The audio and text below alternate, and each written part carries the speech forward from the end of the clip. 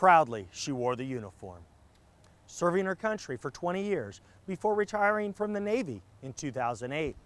But although Chief Petty Officer and Navy veteran Julie Hollars retired, she did not retire from the farm where she grew up to fulfill a deep-rooted passion.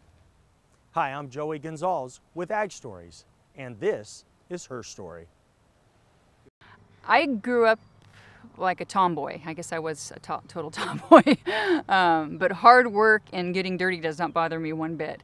And working in the soil, it's very peaceful.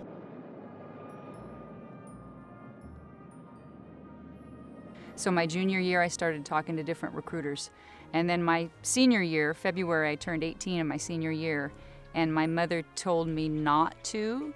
So what's the one thing children usually do when they're told not to? I went down to the MEP station and I enlisted. I grew up with boys, and it was kind of survival of the fittest. I always felt like I belonged. I didn't know any different.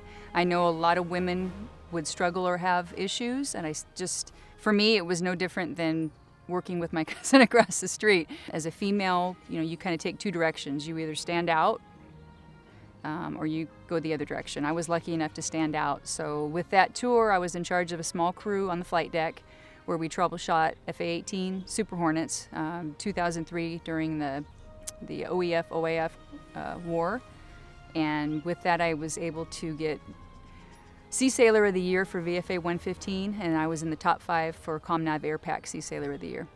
There was many highlights in my career, but if I was to pick, I'm going to pick a few. Picking up Chief, that was one of my biggest highlights. Meeting President Bush was right up there, pretty much on top. And then the birth of my daughter would have to probably take precedence over both of those. But those three would stand out the most during my 20 years in. My hardest thing was, for 18 years, it was just me and the Navy. That was it. If I had to go somewhere, I would just pack my bag and go. And then when my daughter came into the picture, there was another priority on that list that I had to throw into the mix. And I think that was probably the hardest part of my life, was trying to juggle those situations. I will always have a soft spot in my heart for the Navy. That kind of molded me into the person that I think that I should be very proud to be today. I think my grandparents would be proud today. Going in at 18, you're so young and so naive and don't have a clue as far as what life is about. And I've traveled the world, I've seen the world, I've worked with all walks of life. And it just kind of molded me, I think, into a better person. After my retirement, coming back home, it took me a while. It took me a while to I guess, in a sense, relax. My mom kept telling me over and over again, Julie, you're not in the Navy. The people around you are not in the Navy. So it took me about a year before I would wind down to kind of say, okay, it's gonna be okay. Everything is gonna be okay. The first couple years, I was doing seedlings out of my bedroom, which was fine, but it was not easy. Having to water them and bring them back in the house. I didn't have a lot of sunlight. And so a couple years go by, and I thought, well, there's got to be some assistance out there. There's got to be some help for people like me that are kind of struggling with farming. So I got on the internet and I started looking, and Farmer Veteran Coalition came up, and I thought, well, let me give them a call. And so I didn't think that I would qualify because, I felt perfectly healthy. There was nothing wrong with me. You don't think that there's assistance out there for somebody that's completely capable. And a couple months later, they told me I was awarded the fellowship fund. I was able to purchase a greenhouse and a trailer.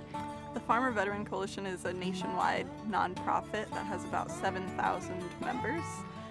Our members are military veterans that are transitioning to new careers in farming or returning to their family's farm. The veterans find out about the Farmer Veteran Coalition through transition programs while they're still in the military. We have a large online presence, as well as a community of veterans amongst the 7,000 people that are already members. We have a very active social media to help direct transitioning vets.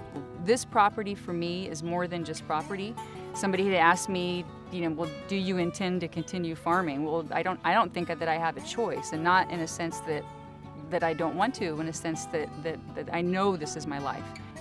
Farming has been in my family for 5 generations, and it could go back even further than that. That's as far as I know for this property right here. This is where I was born, this is where I'm gonna die. It's just part of me. It's not gonna go away. It's just part of my life, and I hope to have it be part of my daughter's life too as she gets older. From military service to agriculture, Julie Hollars, a proud Navy veteran, found purpose.